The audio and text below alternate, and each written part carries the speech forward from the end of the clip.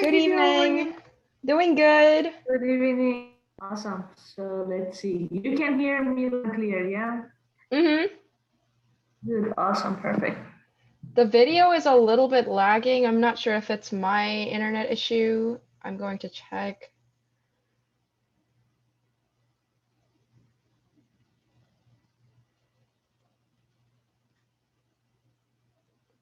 There you go, it fixed. It's better. Awesome. How's your day going? Good, good, good. Not too bad. How about you? Your semester is over, yes? My semester is over. Good. Awesome. So it I'm was sure professors don't get breaks, so not much. I thought it would be like a couple of days before we get to other stuff, but really, we don't get that much break. right. But it's always good, I think. So it's time to get back to some serious research over summer. Right. I guess the questions I have in my head right now, like why did you want to become a professor and stuff, will come up soon in the workshop, so I'll reserve that for your 50-minute workshop. Sure, of course. Well, that's a tricky question. Don't ask that. Yeah, so just going to wait for people to join. I'm glad this time we don't have any technical issues. There were some previous events that there were people who couldn't hear somebody or like couldn't even join, mic wasn't working, and it's a panel too. If there are like 4 to 5 panelists, then like we really need to figure things out like in advance. Otherwise, there's a high chance that somebody is going to have an issue. Yeah, So, I'm sure that's the case. I think the only good thing out of this pandemic has been everyone has been so good with technology. Little by little, everyone has learned to be a guru in in tech. mm-hmm, Yeah, for we use sure. Zoom as well for teaching and everything else. So um, that has been helpful at least to We have have it. gone through some transition period where we decided we wanted Webex and Webex Training. There's this other software called Webex Training, and it has a lot of different features, but it's super confusing and sometimes it just doesn't work for absolutely no reason. So we switched to Zoom, and Oh my goodness. it was a lot to just switch back to Zoom like that, but you know, I think we know like a lot about how to troubleshoot the Yeah, video chatting software. Guess I know. that's one gain. That is true. Yeah. Yeah, I think the good thing for us was we kept using Zoom from day one, and this has been consistent. So I think everyone has been trained on That's great. features with of the Zoom. Awesome, perfect. Great. We will wait until more people show up, probably Mhm. until 8 or 8:05. Sounds good.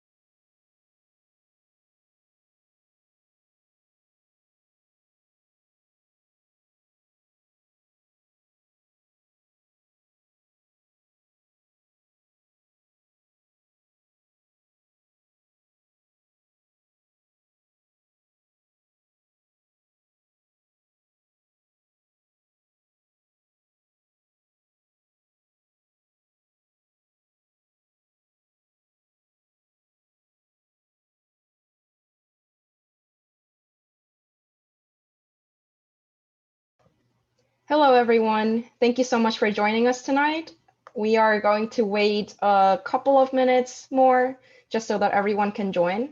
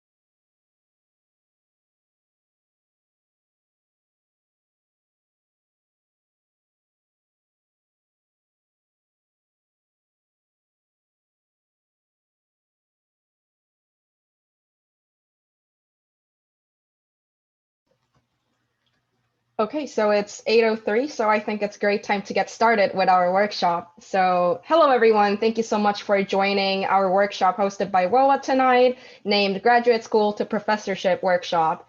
It is my honor to host this workshop with all of you here tonight. My name is Judy Park.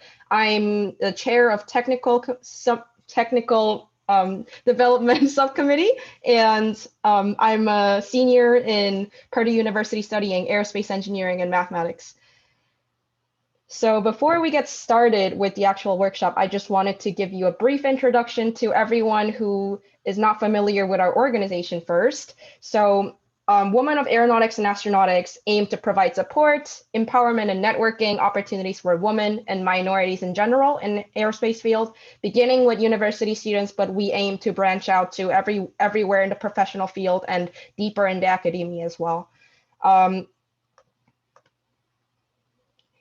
our organization started in 2018 as a local chapter in University of Maryland, but now we have 21 US national chapters, including Purdue University, mine as well. And there are 2 international chapters in India and Nepal as well. We are currently working to provide support to everyone who wants to pursue aerospace engineering, no matter where they are.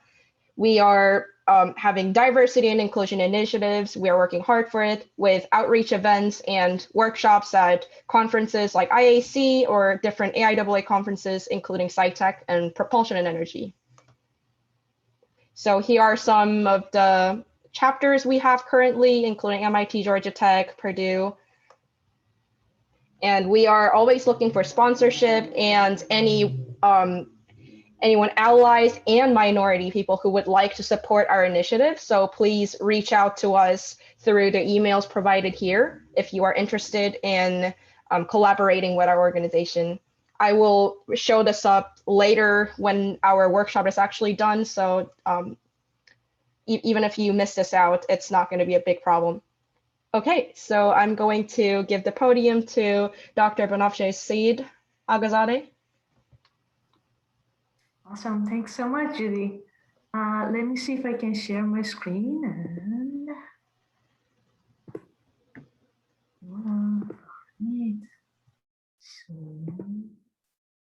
Oh, I forgot to mention, if anyone has questions to our speaker, feel free to drop them in the chat and I will make sure those are read and Doctor will read this up and answer your question. Perfect, awesome. Thanks so much, Judy. Let me see, so you guys see my screen and you can hear me. Correct, awesome.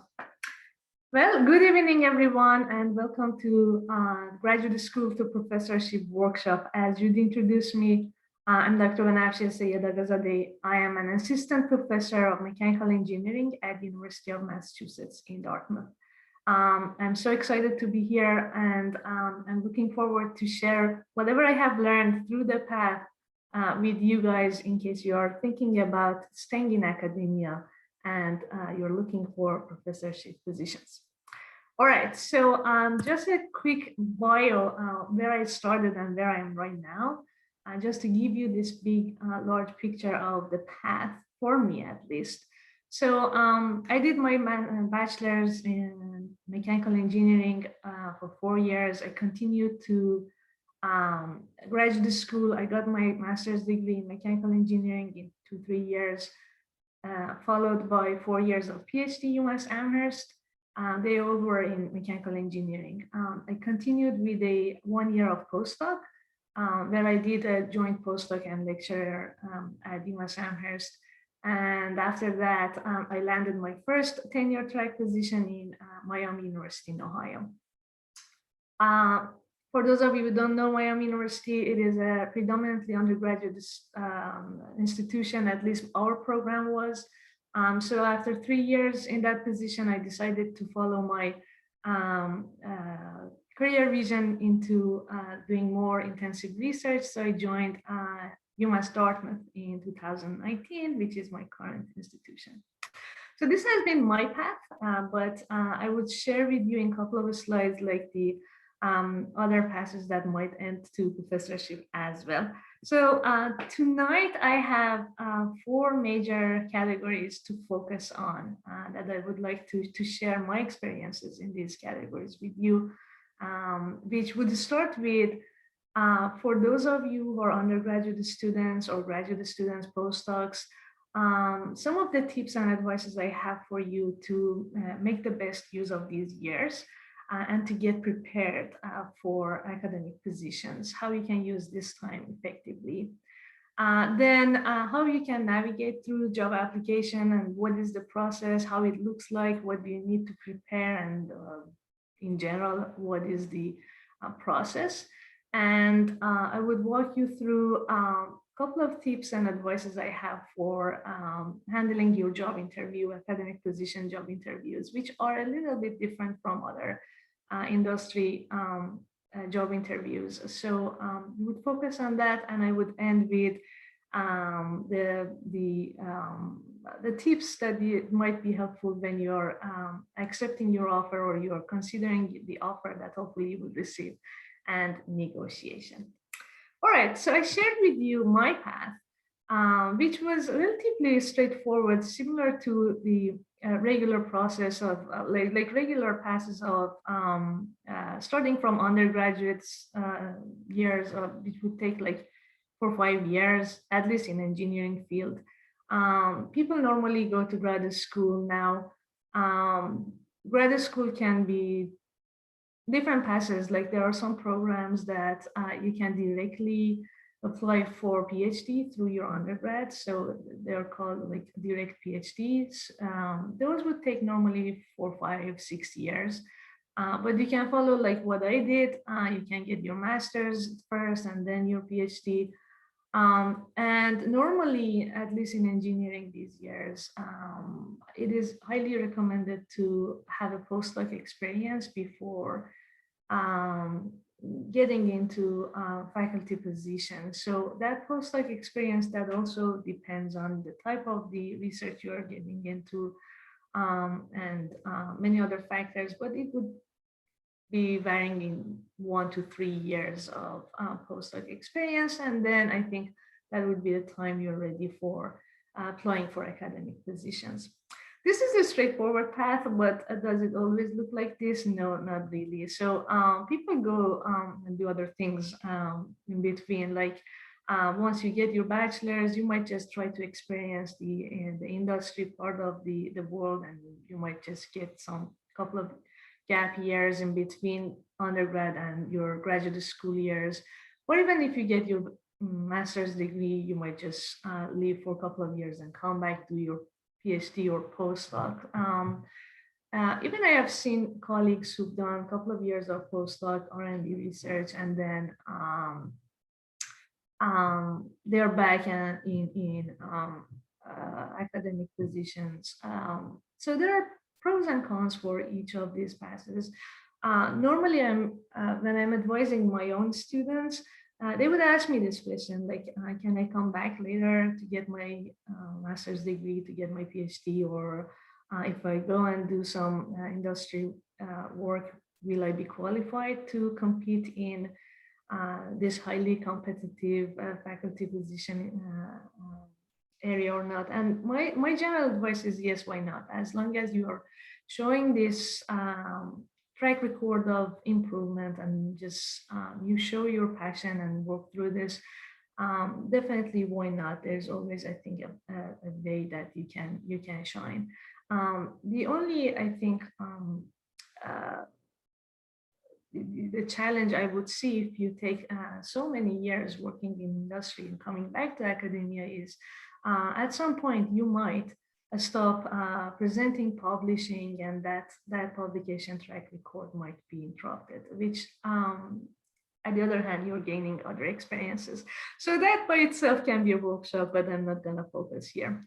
But the faculty position, before we move forward, I just wanna make things clear. Some of you might know, some might not. When we are discussing faculty position, there are actually very different types of the positions, and like they vary a lot. The general ones that I wanna emphasize is faculty position can be full-time or part-time.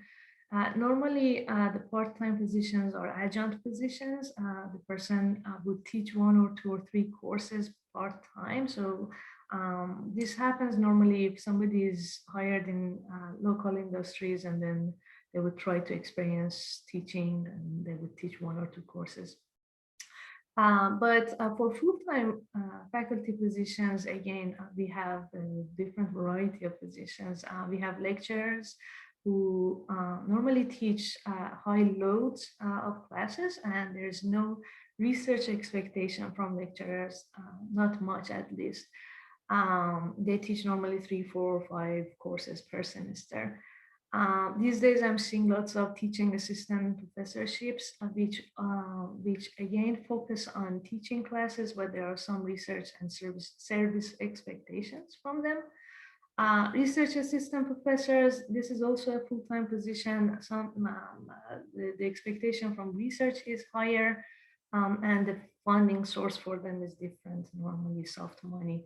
But the most regular one, which I'm gonna focus maybe more tonight, is tenure track faculty positions, like myself. So these are full-time positions, and the expectations are in 3 categories of research, teaching, and service. So when we go up for tenure, we are evaluated based on our performance in these 3 categories. So just to be clear on that. So I will start with how we can get prepared, how you can best use your graduate school years or even undergraduate years and get prepared for future academic positions you may want to apply for. If you're a graduate student, my first advice is always look for different fellowships and apply for those. Even if you're on a graduate research or teaching assistantship contracts which you're being paid, still there are many, many opportunities for you to apply for those fellowships. Not only it's extra money in your pocket, but the most importantly, they would support they would just look very good on your resume and they would support your resume in future years. You can look up fellowships from different sources online, your professional organizations like for us like SUI and AIAA, APS, and they will have different fellowships that we can look those up. Second advice, publish and present your work. You don't have to publish in Nature. All of your papers can't be in Nature, but try to publish. And the first step to publish is to present your work. So try to be proactive, attending conferences, workshops, seminar series. I know part of it is not up to you, mostly your PI, which is your graduate advisor, would recommend you to submit and present in different conferences, but try to be proactive in those opportunities. Why I'm suggesting you to attend meeting conferences? There are many good things about attending workshops and seminars. The first thing is not only you will build up your resume, but you would make friends and you would get a chance to network, introduce yourself to other people, meet new friends and colleagues. And that would really help you to build up your network and your professional connections. When you're attending conferences, believe me, I know it is intimidating to go and stop and talk to strangers in a conference. I've been there. But please note that everyone in that conference is there just to network, to expand their network and connections. So it's not like you're stopping them from doing something very serious. We are there just to do this thing. So let's do that together. My suggestion, if you just introduce yourself, be social. If you're presenting, if you have a talk, let them know and invite them to your talk. If you have a poster, just walk with them to your poster, just go over your poster, but make connections. And that would really in future, and we would get to that part, in future, it would be super beneficial to have your own network of network. So that is one thing. Another good thing out of conferences, especially if you're later in your graduate school years and you're thinking about doing a postdoc, mostly in these conferences, it's the best time to look for potential postdoc postings. The thing about postdoc is most of them are not advertised, but if they are advertised, they're looking for immediately filling that positions. So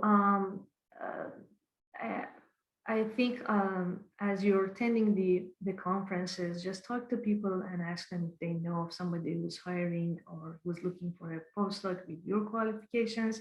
And that's one of the best strategies to land a good postdoc position.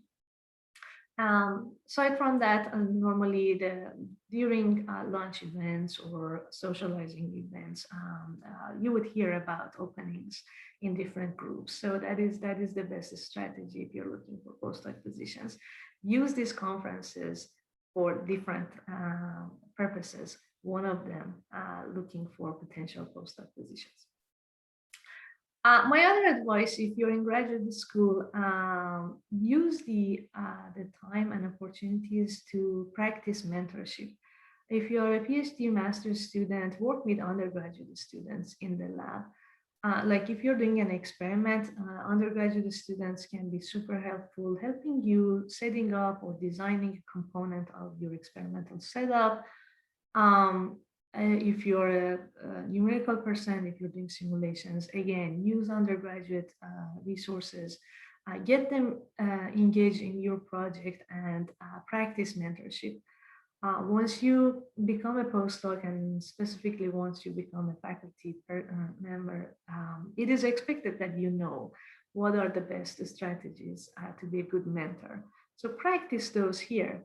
And you would use these experiences when you go up for interviews. You can talk about these mentorship experiences a lot.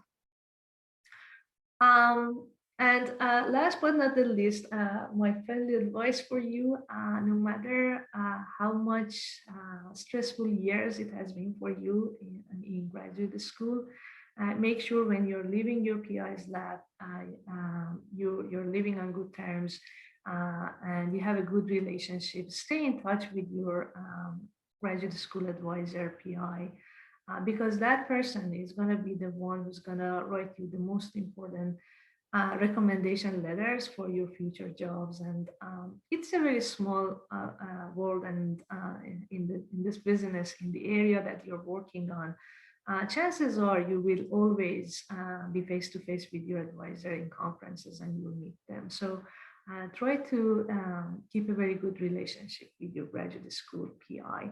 And somebody asked me, what is PI? So PI stands for Principal Investigator. And in your case, it is your graduate school faculty advisor mentor. So general advices for graduate school, when you start your postdoc position, I think you should use all those. Plus, my biggest advice for those of you who are thinking about doing a postdoc is, when you're a postdoc, try to apply for fellowships and grants. So use your time, use your resources, which your biggest resource here is your faculty mentor, is your PI. Use them to collaborate on proposals or send out your own small proposals. There are many opportunities, there are many proposal calls for postdoc for postdocs. So make sure that you practice putting together a proposal, if not in graduate school, but definitely when you're doing a postdoc. Ask your PI to help them in writing just maybe one small section of their proposal, even if it is one paragraph. That would give you experience of how to write a proposal, what things goes into writing a proposal. The best case scenario is your PI can share their proposal finally with you, and then you would have a very good template, or at least something to look at later when you're trying to start your own independent research. So definitely use this opportunity. When you're a postdoc, then I would recommend to start getting involved with some service activities. What is service activity? Well, it can really vary, but for a postdoc, I think being a judge in senior design projects or outside your university, if there are some high school or middle school science fairs, sign up for those. Those are really fun voluntary activities that you can get involved with, but that would build up your service component. And again, this is very helpful when you go out for interviews for academic position, just to show that you were not just focused on research only, but you kind of expanded your experiences to service as well. Once you get known in your field, and that will happen when you publish and present, then you would get invitations to be reviewer for conferences or journal publication, peer-reviewed papers. So those are counted as service, and you can definitely write those in your CV and talk about them in your interviews. Same as graduate school, as I mentioned, try to use this opportunity, your postdoc years, to mentor especially now that you're postdoc mentor graduate students. Again, not only this is a very valuable experience for you to practice your mentorship skills, but later you can talk about that in your job interviews. When you're a postdoc, I think this is right about the time to seriously think about starting and building your own collaborations. Not the, well, you will use your PI's collaborators and you would work with them, but try to branch out and start your own ideas, start your own collaborations. And again, that would happen by being social at conferences and reaching out to people, introducing your work to them. But start to know people that you can introduce later to your PI this time. So that is a difference between a postdoc and a graduate student, I think. The other piece of advice I have, if you're a postdoc, definitely look for invited talk opportunities. Normally, every department has seminar series for graduate students. I'm sure you're attending those at your own school. And those organizers are always looking for excited researchers, postdocs, junior faculties, senior faculties to present. So when you're networking with people, when you're building these collaborations, this is a very good question to ask. Hey, are you looking for somebody to give an invited talk at your school, at your program? And chances are you would get invitation. When you give invited talks, again, not only good for your resume, but this is a fantastic opportunity to practice your job talk technically. So definitely make use of that. And again, as you give talk in those at different programs and institutions, you would get to know new people. We will talk about the timeline of applying for faculty positions in a couple of slides later. But I just want to emphasize here, when if your institution is hiring for a faculty position at some point, normally they will send out emails that would invite people to attend their job talks. Make sure that you attend those on your campus. Normally, programs would bring 3 or 4 candidates to campus for a single position. So you would get the chance of hearing 3 or 4 different job talks. If you can, I would highly recommend you to attend all of those and have your own judgment about who did the best job of presenting this material and how did they handle questions, how did they socialize with people, and then you would get a chance to firsthand see the differences between different presentations and different candidates who are applying for the same job. This would later help you to prepare your materials to get prepared for your own interview. When you're a postdoc, also it's right about time to start thinking about your original ideas. Those original ideas can initiate from the research that you are doing in your PI's lab, which is technically mainly their ideas that you're working on. But push yourself to think beyond this work that you are doing, to think about how you can branch out and how you can start to have your own voice.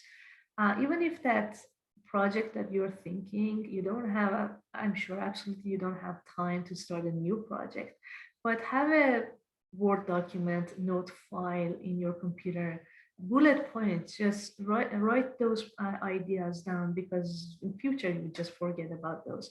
But chances are those are brilliant ideas that you can come back, read more, and kind of develop that ideas if you start your own independent research later.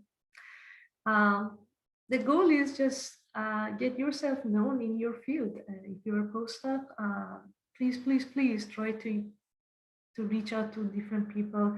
I know most of you are spending just times in the lab doing research and working on your projects and meeting deadlines, but a very good part of success in after postdoc is just getting yourself known in your field, networking with other people. So these were my general, I think, comments about the graduate school and postdoc years. Of course, we can talk about those. But I want to get into next topic, which is the time that you feel you're prepared to start looking for academic positions, a faculty position. So what is the process? How does it look like? What do you need to do? Faculty positions, first of all, are normally advertised online. And there are, the sources are a little bit different from the industry positions like Indeed.com or other websites. So faculty positions are normally advertised in higheredjobs.com or Academic Keys or Chronicles. And you might find some other websites as well, but these three, at least I'm aware of. So you can check those to find the job postings. That is one way. The second way is remember those networking and all the connections that I mentioned. You can hear about job positions even before they are advertised through your networks. Like let's say if you're in a conference, people would know that they are going to have a new hiring next year, but the ad is not yet up. But you can get notified of those through your networks as well. Okay, so now you know there is a job posting. Most of times these ads are posted late in summer and early in fall, like August, September, and October is the timeline that these positions are posted, and they post it to hire the faculty person for the next coming fall. So that is the timeline. Once the ads are up, the deadlines, they are normally, of course, all of them are based on the deadlines that are normally in November till January timeline.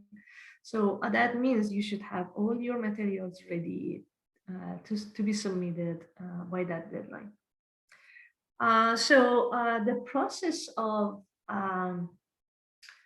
the application is you submit your materials, which we are going to talk about what those materials are. And then once it is submitted, the faculty, the search committee would meet, and normally for one single position, tenure track positions, they would receive about 200 or 300 applicants. So 200, 300 applicants, your materials should stand out between those many applications. And I'm going to share with you some of my tips and advices that how you can better trim your application materials. But that is the competition. It is a tough competition. So the first screening would be normally, really depends on programs, but they would select like 7, 8 applications out of those couple of hundreds applicants, and they would invite them for phone interviews. Through phone interviews, they would ask you some generic questions, and the questions normally are the same for all applicants. Tell me about yourself, your research, your teaching experience, why you've selected us, and these sort of questions. Then the second level of screening would be among those who've done phone interviews. There would be like normally 3 to 4 candidates per position selected for second round of interview, which is on-campus interviews. Well, this year, I think these on-campus interviews were mainly online over Zoom or other applications, but normally they are on-campus interviews, which we are going to talk about that too. But that's the process. So you go through at least 2 rounds of screening, and we'll talk about those. But I talked about submitting your materials. What are the materials that you need to submit? The applications for academic positions require more materials than industry, and they are very different. So you need a cover letter, your CV, and then most schools will ask for these additional documents, which is research statement, teaching statement, diversity statement. Some schools are starting to add this. Some would ask for samples of your relevant work, which can be your published papers, or they would ask for research accomplishment statement, and finally letters of recommendation. So these are normally the materials that you need to submit by the deadline, which is somewhere in November till January. So next couple of slides, I have prepared some tips and advices for each of these application materials, starting from cover letter. Make sure you personalize your cover letter. In your job posting, if the job posting mentions that if you have question, contact search committee chair, Dr. XYZ, make sure that you're referring to them in your cover letter. So definitely, this is really bad. Try to avoid any generic cover letter that you would send out to 20 that you would send out with 20 other applications. Spend some very good time on these materials. Again, you're going to be one out of 200, 300 applicants. So for that to happen, you need to really spend a very good time preparing your materials, starting from cover letter. Make sure you personalize your cover letter. Normally, cover letters are one page. If you have absolutely important stuff to talk about, you can go to a page and a half, but 2 pages is really the maximum. What you need to discuss in your cover letter, well, first comes the introduction. I am this and this, I'm applying for this position. But then you need to highlight your accomplishments and show the search committee chair who's reading your cover letter why they should select you. So in order to answer why me question, highlight whatever accomplishment you think is relevant to this job posting. Then you need to very briefly discuss what is your plan, your research plan if this is a tenure track research position. And then not too great details, but some overview of what you've been working on and what is your vision, career vision here.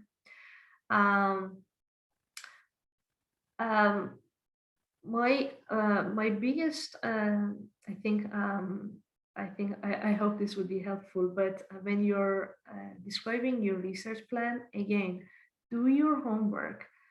If you're applying for a school who has who has started this big initiative on this subject or on this area, and if you think that you can kind of relate your research plan to this initiative, highlight that in your cover letter.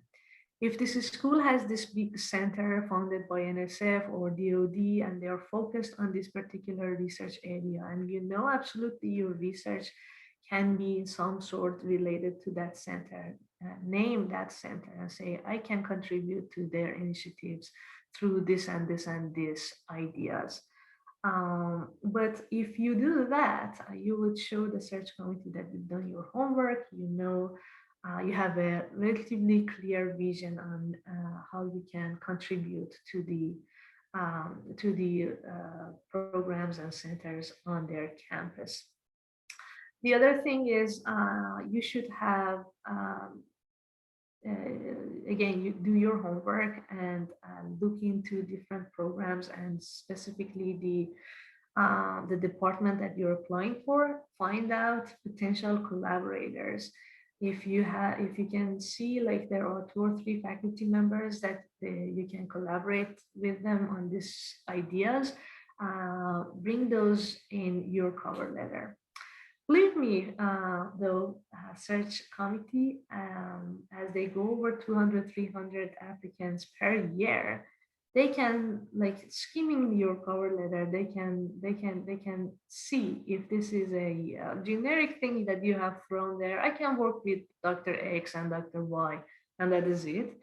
Or no, you've done your homework, you have some ideas, and you clearly know that you can collaborate with them.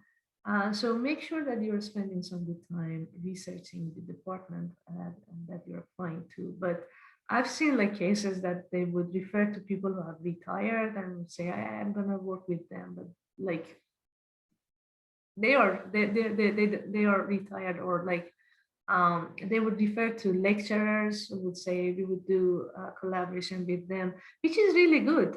But you should target mainly tenure or tenure track faculty members to collaborate with. My last advice in cover letter, always look into the school you're applying for, the department you're applying for, their mission. Now, this is strange, but where do you find a school's mission? So every school and every department have their own mission statement on their website. If you just Google UMass Dartmouth Mechanical Engineering Department mission, that would show up. Read that mission statement. That is very helpful just to get a general idea what are the what the school system believes in and what is their mission. And if that resonates with you, bring that into your cover letter. That would show higher levels of your research and doing your homework, that yes, I have read through your mission and this is in line with the way I think about, or it's in line with my career vision. So that's a very nice touch, I think, that you can add to your cover letter. All right, so moving to your CV, the most important part. I think all the years you've spent through graduate school and postdocs would build your CV. So definitely make sure you get help from career services on your campuses to look into your resume. Get idea, definitely show your resume to your PI, your research advisor, get their opinion on the format, on the materials, on the order of things. Most importantly, very similar to cover letter, you need to trim your resume, your CV, based on the position you're applying for. If you're applying for a position that the focus is on teaching, make sure that you highlight your teaching experiences. If you're applying for a position that focuses on research, make sure you have all the research experiences, publications, awards first. And then if there are keywords, and again, as I said, like there are centers that you can work with, or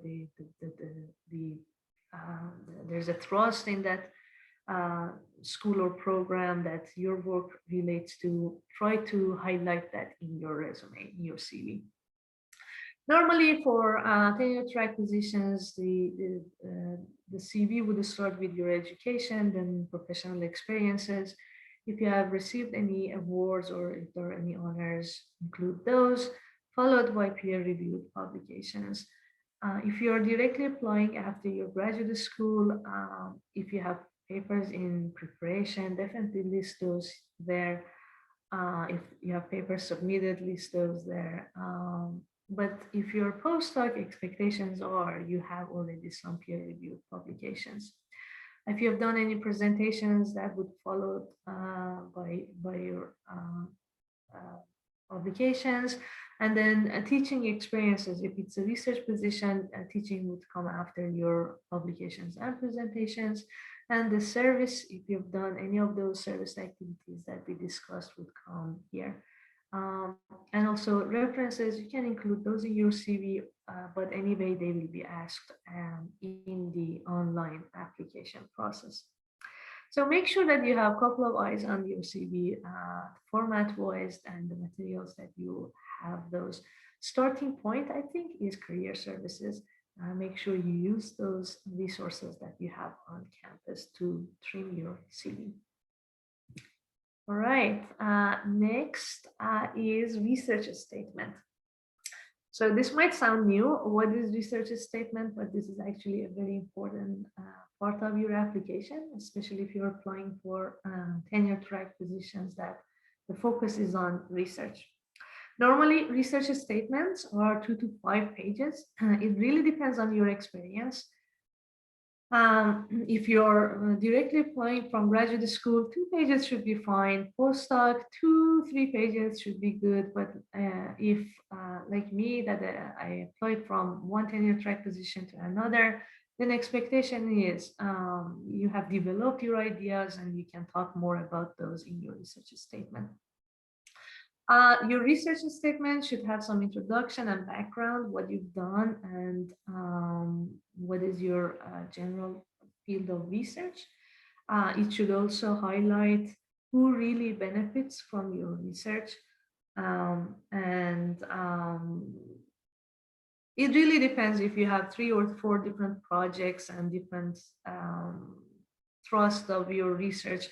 You can talk about each in a paragraph. And my suggestion is always at the end, you would say, I started with this project and this is what I studied. These are the results and then the highlights of our findings. What are the outcomes? Bring those in. We published like these 2 papers and we presented it in 5 conferences.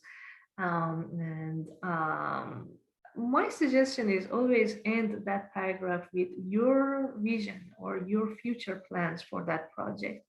Normally, when you start a project, you don't end it. There's no end for that project. There are always some future directions. You can add like 1 or 2 sentences that I'm planning to develop this project and expand this to these other directions. Which would tell the reader that you have this research vision, and then you're planning to continue what you started. But those cannot be the only things for your future research plans. You need to have some ideas of your own to discuss, at least in one paragraph. If you have developed your ideas in more than one paragraph, but you need to have your independent research plan. Like if you hire me from year 1, I'm gonna start writing this proposal. I'm gonna hire my first graduate student to work on this idea. And that idea should be different from what your PI is currently doing. So you can't steal their ideas. It should be your idea. And that is where all those attending conferences, reading papers, and doing your research would pay off. So you can write this very important paragraph. My suggestion is always have 2 different things for your future research plans. Have your independent research plan and have your collaborative research plan. Independent research plan is if they give you a lab and you by yourself with your students can carry out that research, you can publish, you can present, you can bring funding for that project. Collaborative research plan is, yes, I can reach out to this and this faculty member who's doing this, or I can collaborate with this particular research center that you guys have, and we can work on these larger proposals. So in order for you to write that section, you again need to do your homework, research that institution, research that department, research that college, and find out what they are working on, what they're looking to expand on. And definitely use figures and references, just 5 pages of text, super boring. Make sure that you have some figures that highlights your work and include those in your research statement. That's I think all I have for now. Moving to teaching statement. Teaching statement normally is 1 or 2 pages, so shorter. It again starts with introduction and your background, but most importantly, this research statement, sometimes they're called teaching philosophy also. It should tell people about your teaching philosophy. What do you believe in when you're teaching? Like, what is the best teaching that you think?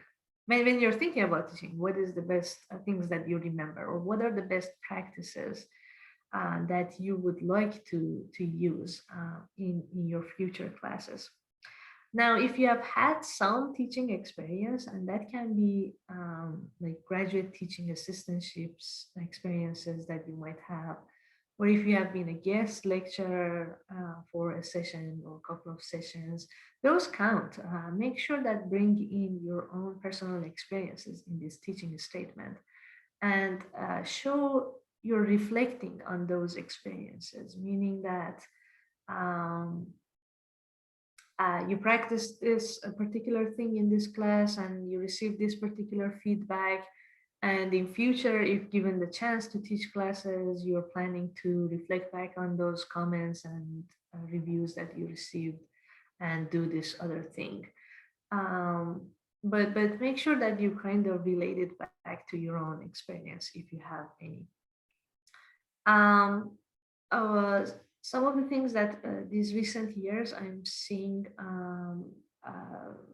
becoming a accepted practice in writing teaching statement is, if you're using a particular, if you're suggesting to use a particular strategy in your classes, like I'm going to use active learning in my classes because I have used it in the past. That is good, but also you can back that up by referring to scholarly work that have been published in this area, showing that active learning is really helping in these populations by this percentage. So back that up with evidences from scholarship of teaching and learning, published papers, conferences, which you can, which are really fun papers and publications to read. But look into those as well. If you have references from scholarship of teaching and learning papers, that's a very good thing.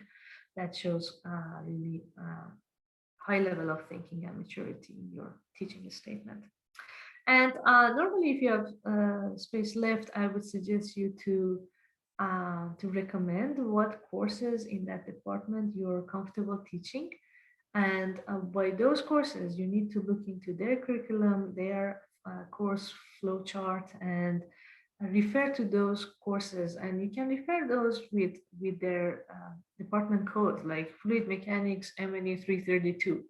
That shows the person that you've done your research again. You've looked those courses online on their website, and you know what courses they are offering.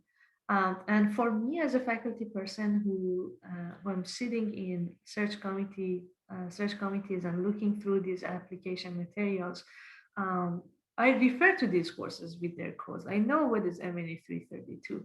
So if I see somebody has also related to that course and is naming that code, and that tells me a lot of things, including that this position is so important for this person, that they have spent time researching our department and they know what exactly the code for this particular course is. So it would take you 5 minutes, but that would tell a lot in your application material.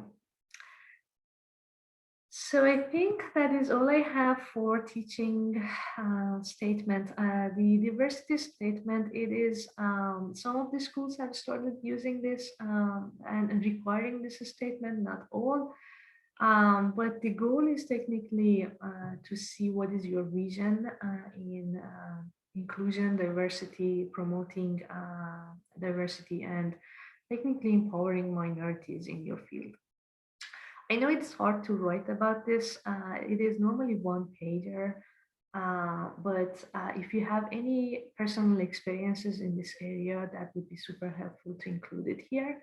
Like if you have attended any workshop related to inclusion, diversity, that would be super helpful. If you have any student club activities that they have this mission of empowering minorities, that would be super nice to include it here. So you need to think about the type of activities, volunteer work you've done.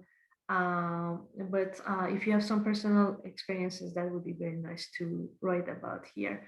If not, you can just write about your vision and how you think about what you can do as you join this program to promote diversity and inclusion in that program. And again, that brings me back to the same point, repeating myself, but do your research. Look into that department, look into that college and the school that you're applying for. See what are the activities that they are doing in this area to promote diversity and inclusion, and see if there is a fit that you think, oh yeah, this sounds exciting. I can also contribute to this. Name those activities, name those initiatives in your statement, and that would be a very personalized touch in your diversity statement. Right. Some schools require research accomplishment also, or sample of published work. If it's a sample of published work, that is easy. You just submit your papers, but a couple of your papers. But sometimes they ask for this particular document, research accomplishment, which is 1 or 2 pages. You can highlight the most important results that your work has have been resolved. If your work has been featured anywhere in most viewed paper in that journal, in that issue, or if you have received any award, or if your work has been placed somewhere, definitely bring those here as well. Research accomplishment is technically covering the intellectual merits and broader impacts of a proposal. What is the most important thing about your research? Who benefits from this? And again, if it has been featured somewhere, that would be very nice. Because it is relatively short document, like 1 or 2 pages, try to emphasize on your recent experiences. If you're doing a postdoc, emphasize on your postdoc. And if you're a PhD student, emphasize on your recent works here. Not many schools ask for this research accomplishment, but if the school you're applying for asks for it, then those are my tips on that. Eventually, reference letters. For faculty positions, normally 3 to 5 letters are asked. So you provide the names and contact information for your references, and they would contact them. Make sure definitely, no matter if you're applying for graduate school, postdoc, faculty position, if you're providing somebody's name as your reference, make sure you first talk to them and get the green light that yes, it is fine. I can provide you the letter and you can put me down as your reference. Normally for faculty positions, your postdoc PI advisor would be the person to write your letter. Your graduate school PhD postdoc, PhD mentor, research advisor would be somebody expected to write you a recommendation letter. And then it would be if you have any other collaborators, let's say in your PI's lab, you've been working with these other professors, you can reach out to them and they can write you a recommendation letter. If you don't have collaborators, the faculty members who served on your PhD thesis committee, they can also write you a letter. If you're applying for positions that focuses on teaching, the faculties that you have TA'd for them also can be a good reference, points of references. They can provide you reference letters. Make sure that you, in bullet points, at least you let your references know where you're applying for and like what to highlight in your letter. You won't see those letters, but if there are things that you would absolutely like your recommender write about, make sure that you let them know with obviously a copy of your CV. And if you need additional reference letters, I have colleagues, you can put in the name for colleagues that are in your field, they know your work, but you might not have really worked with them directly, but they can be your future collaborators. This is, I think, the last thing you may want to do. Try to first include the name for those who have directly worked with. If you have done postdoc, expectation is your postdoc advisor should write a letter. If you've done PhD, expectation is your PhD advisor will write you a letter. All right, so that is all about the materials, and I'm gonna move to how to get prepared for your interview.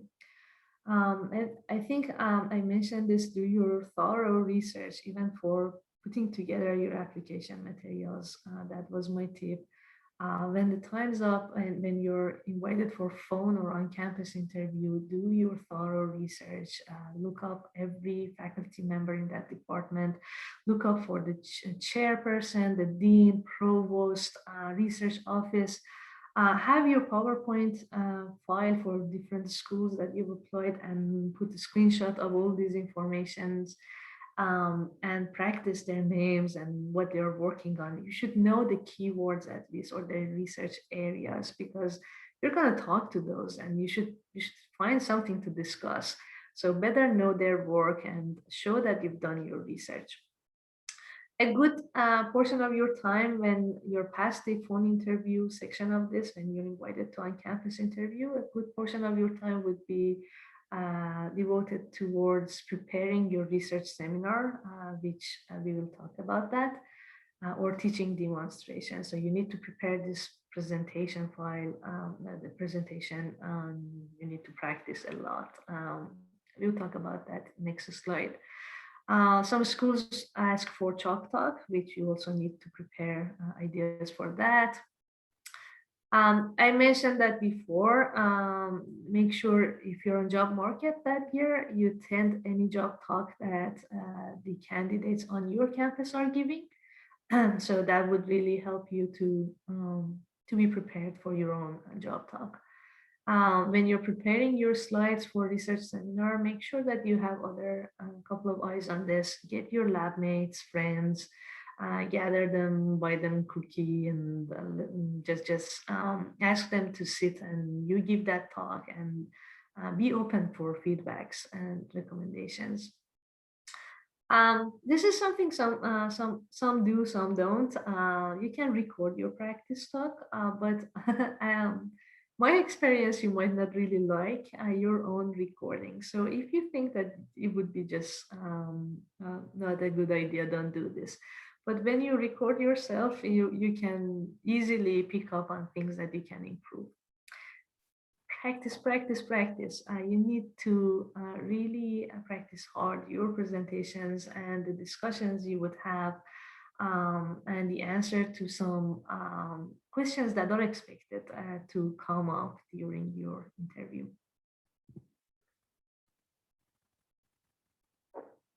All right, on your interview day. Phone interviews are like 30 minutes. That is that. And as I said, they would normally ask you some generic questions, and they would ask the same questions from everyone. But when it comes to campus interview, things would be different. Depending on the program and the school, campus interviews can last from 1 to 3 days. And they will send you the agenda, who you'll be meeting with, and normally in that agenda, you'll be meeting with department chairperson, with search committee chair, and the search committee, which is normally 3, 4, 5 faculty members. And then you would get a chance to meet with dean, associate provost sometimes. So be ready, do your research, find out who is doing what and what are the talking points with each of these people that you're meeting. Some schools would also schedule for meeting with the students, or lab tours. Make sure that you look those up, you know which lab you're going and what they're working on. Prepare some questions for them. So this would normally take a lot of time to be prepared for, but the more time you spend on this, the better feeling you would get once you're on campus. When you're meeting with the committee members, they would again ask you a couple of questions. They would ask details on your research and your vision. And it's about the time to show them you've done your research, you know what they are focusing on, you know what are the initiatives in that program, in that school.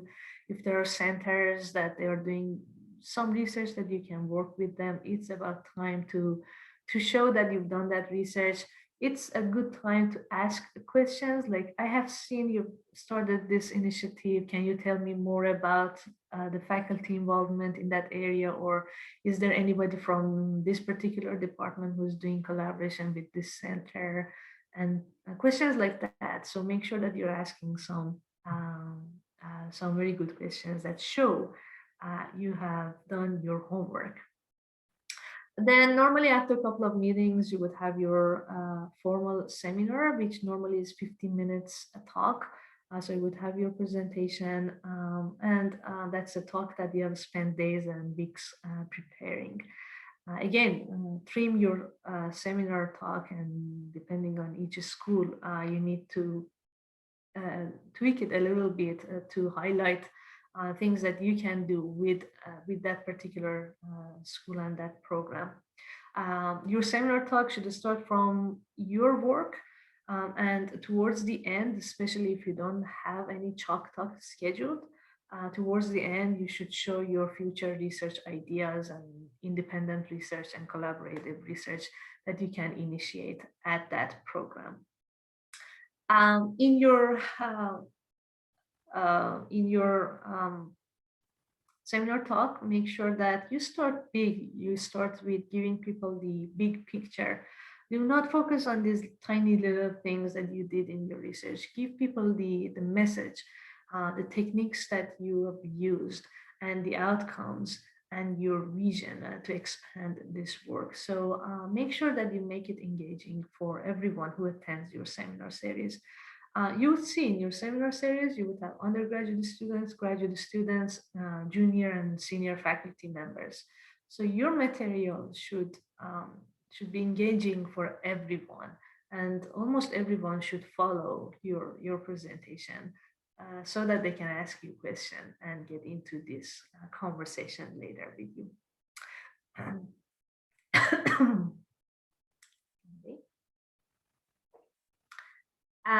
My advice, always have backup slides. At the end of your seminar talk, people would ask you questions, and you can then come back to those backup slides and show these other things that you didn't have time. But because they asked, you're gonna show these additional materials. Normally, at least you would have either lunch or dinner with a couple of faculty members, search committee members. Try to be social, be professional, but also social. You can ask about how everybody spends their, I don't know, summertime, or like ask for where everyone lives close by, or suggestions about the good areas in the city. And it's about time to be social, and the people who you're meeting with over lunch or dinner can be your colleagues and future friends. So it's a good time to get to know them, and it's a good time for you to evaluate that living, like, how does it look like to live in that city and work in that particular program. It's not always about you trying to sell yourself to them. So you need to evaluate that position as well. Like, is this something I want to spend like the next couple of years or not?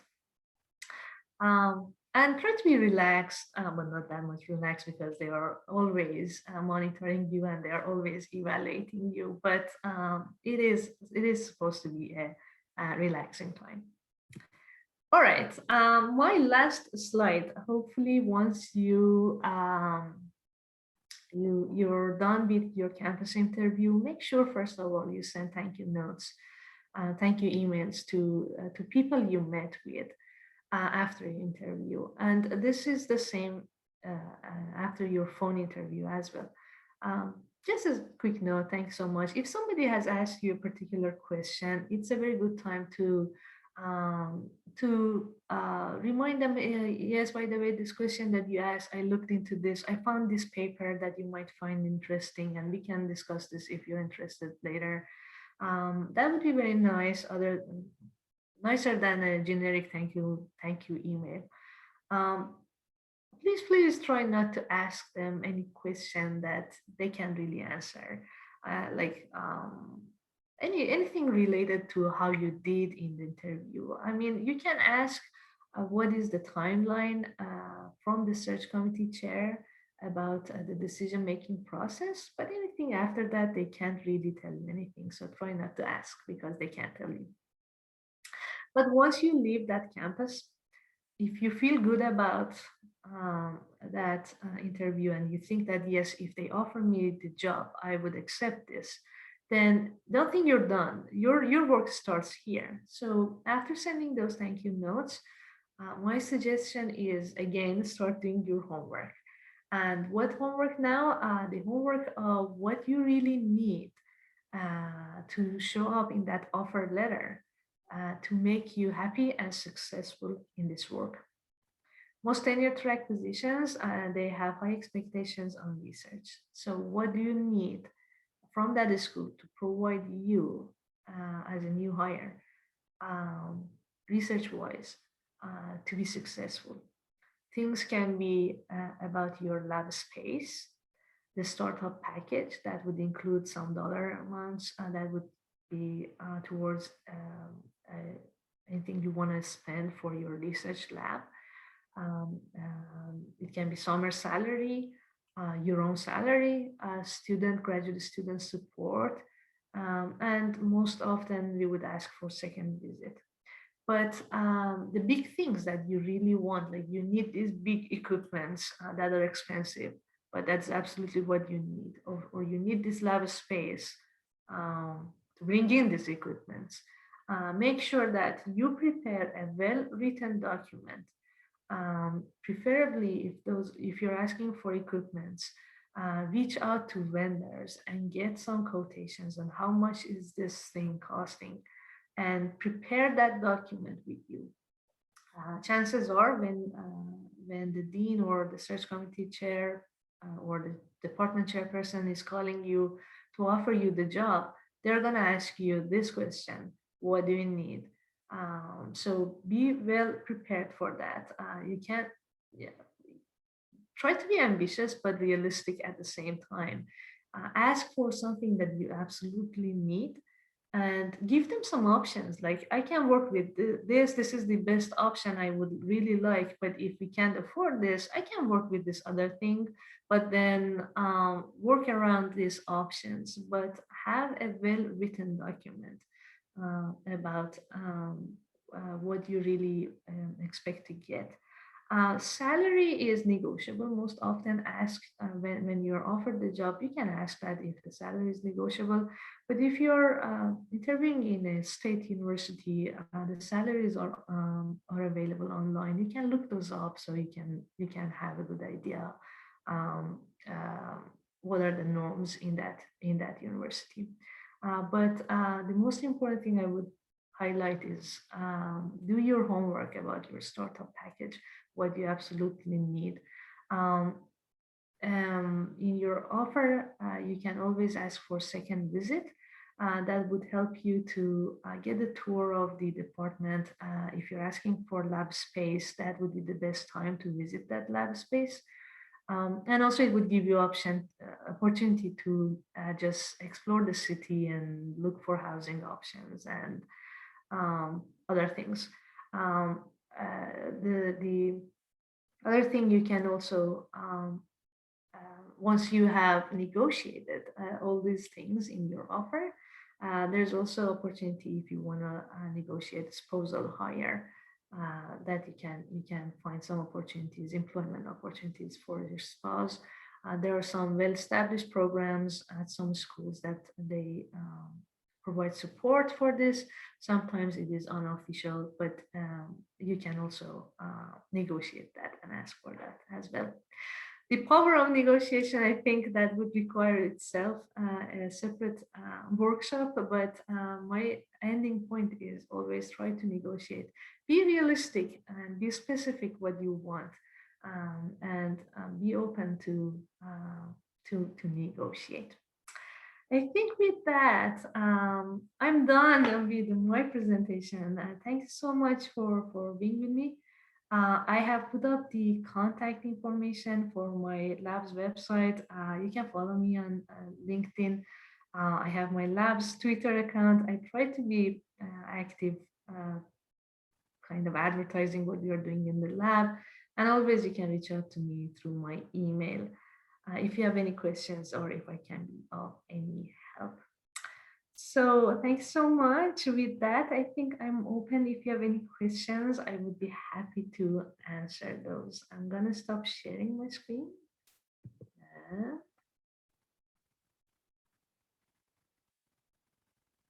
Right. Right. There was one message somebody sent me, if you would like to answer it now. Sure. Will it hurt your application if you do a non-academic postdoc, such as a postdoc at NASA or a national lab? Perfect. I think I didn't get the first part. So if you do postdoc in non-academic, what would be what? If you do a non-academic postdoc, such as NASA or a national lab postdoc, will it hurt your application? Absolutely not. I think I tried to mention that as well in that curvy passes that I had. Absolutely not. I mean, this is a different experience that you have. And the important thing I think is to show you're using those experiences towards this job that you're applying for.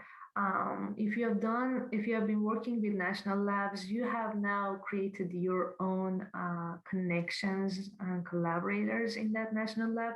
You can always, in your research plan, you can refer to those collaborations and say, I can be a contact person with this national lab.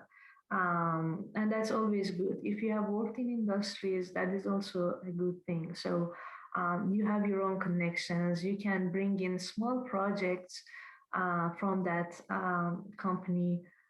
Every department, at least in engineering field, they have senior design projects that they are always looking for industry sponsors or industry projects. So that's something that we can refer to. I can work with this company that I have connection with to bring in projects.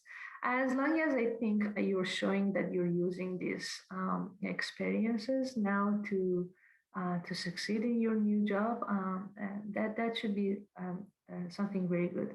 And most often in national labs, if you're working in national labs, they are very open about at least presenting your results in conferences, so that also takes care of your continuous track record of publishing and presenting.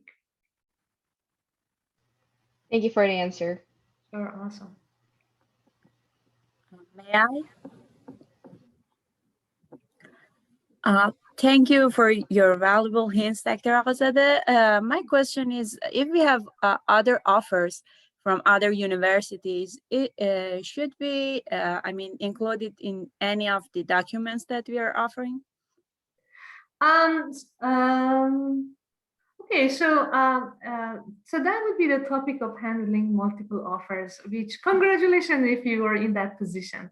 That's a good question, Banafsheh. So most often the timelines are very critical. So if you're doing your campus interview, sometimes starting in January, February, March timeline, normally the offers would show up in March, April, May, June timeline. So it's just really chances, it's really your chance that if you have interviewed for a position, like if you have interviewed for 4 positions, what is the timeline that you would hear from these other positions? But let's say you have 2 offers in hand. My suggestion always is, if this is your first offer, you have only 1 offer, then you don't have anything to negotiate. But if you have 1 offer in hand, you can always use that to negotiate the other offer if you're willing to move to that second offer. So it's a tricky question, but that would not, I would not suggest to have that in any of your materials or documents you're submitting, but that would be an informal discussion, and it's a part of your negotiation technically, and that you can handle through phone or whatever way the school is handling. But I would say show the university that you really want to accept their offer. Show that you really want this.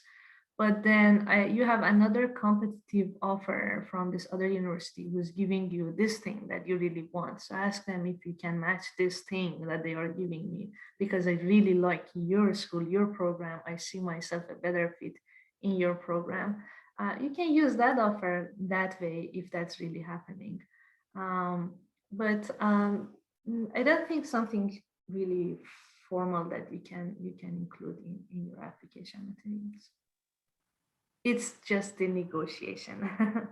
Yeah, thank you.